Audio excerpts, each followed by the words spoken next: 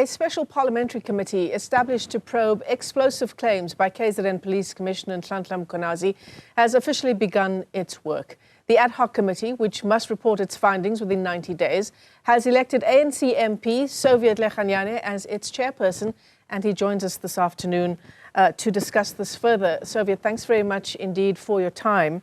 Quite a short sitting of the ad hoc committee today. Good afternoon, Michelle, and your listeners, and thanks very much for the opportunity that has been provided for the committee to speak to you through me on its behalf. Yes, you are very right. Our meeting has been very short because the purpose of today's meeting was to elect the chairperson of the committee and determine how the process must be taken forward regarding the terms of reference and the program of the committee. So I very purposefully said that you are an ANC MP, Soviet, because that was a point of concern that was brought up by a number of MPs, Action SA included in them. The party feels that a member of a party whose senior leadership, so a member of the ANC, whose senior leadership is implicated in these serious allegations, should not chair this committee. Of course, I'd like to get your take on that. Look, all of us as South Africans were good in different ways. But what is important here is that all of us were sworn in as members of parliament. During the process of our swearing in, we were sworn into the law of the Republic and not to the law of the African National Congress or any other party. I'm in this committee by virtue of being a member of parliament. That is what is material. And what we have to do is to uphold the law of the Republic and reignite the confidence of all South Africans across all persuasions in the ability of public institutions to represent them to the best of their abilities and fulfill their aspirations. That is basically what we must do, regardless of which party we are coming from. Yes, absolutely. And that certainly is in principle, isn't it? But we know that the ANC has an incredibly long history of protecting its own leaders in Parliament. This committee is new, is going to start its work next week. It has not done anything wrong. There is no intention on any member of this committee to do anything wrong. So trust me when I speak on behalf of this committee, on behalf of all political parties represented in this committee, that we are a committee of parliament. We are not a committee of political parties. We have been brought to this committee by a resolution of parliament and to do our work in the interest of the people of South Africa. Let us leave political parties out of this work and look at the personalities that are there in that committee, whether they will be able to do the work that the parliament wants the committee to do. I think that you and I both know that it just isn't that simple. Political party membership and alliance and allegiance will surely become an issue here. And obviously, the ad hoc committee's work, the ad hoc committee has 90 days. It's doing its work alongside the Judicial Commission of Inquiry. These are incredibly serious allegations made by Mkhize into corruption in the very top echelons of police and government, Soviet. It's not as simple. And I think perhaps it would even be helpful to say that it's not as simple as to say there are no party alliances or allegiances insofar as the work of Parliament is concerned. Michelle, look, I'm talking to you very respectfully.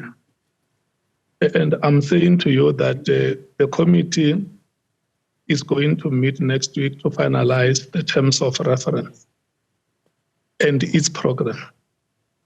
And once that work is done, if there is anybody who wants to appear before the committee and make presentations or representation, they will be afforded that opportunity. We do not know what is it that is going to be said in that committee.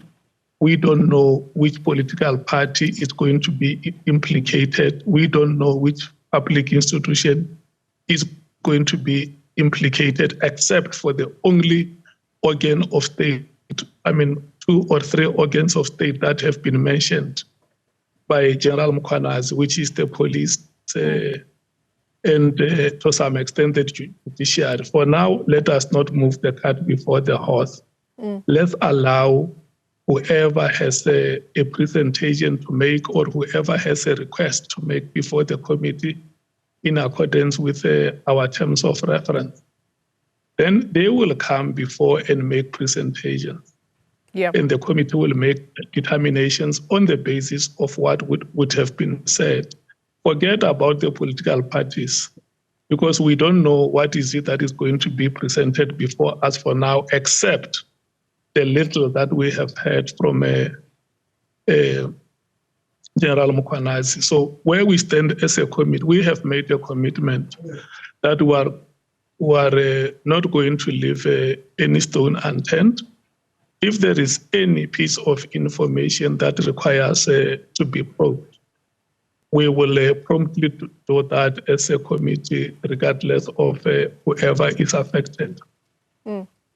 Except that isn't true, right? We do know that one political party, a senior member of the ANC, has been implicated in these bombshell allegations by Nhlanhla Mkhize. Senzo Mchunu.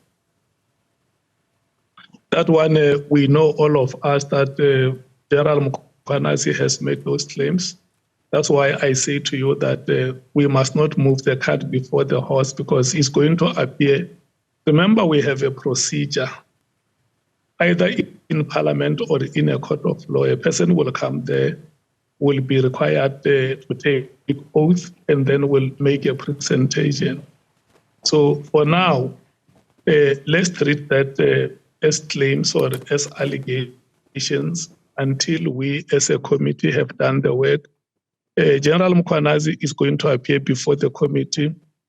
We are going to respect him. We are going to accord him his rights. We will not even try to do anything that will denigrate his integrity or humiliate his personality. He will come before the committee with his rights intact, and will leave the committee with his rights intact. So I know that the rules of the committee, the deadline has been set for this Friday, but just in terms of the work of the committee, the evidence it will hear, the witnesses, shall we call them, the people who will appear before the committee, it's no doubt going to involve incredibly sensitive information. Should we take it as not confirmed that all of these sessions will indeed be open to the media? Look, like I'm saying, there are legalities in the process. Parliament has its own legal section. Parliament has its own rules, but this country is governed by a constitution and national pieces of legislation.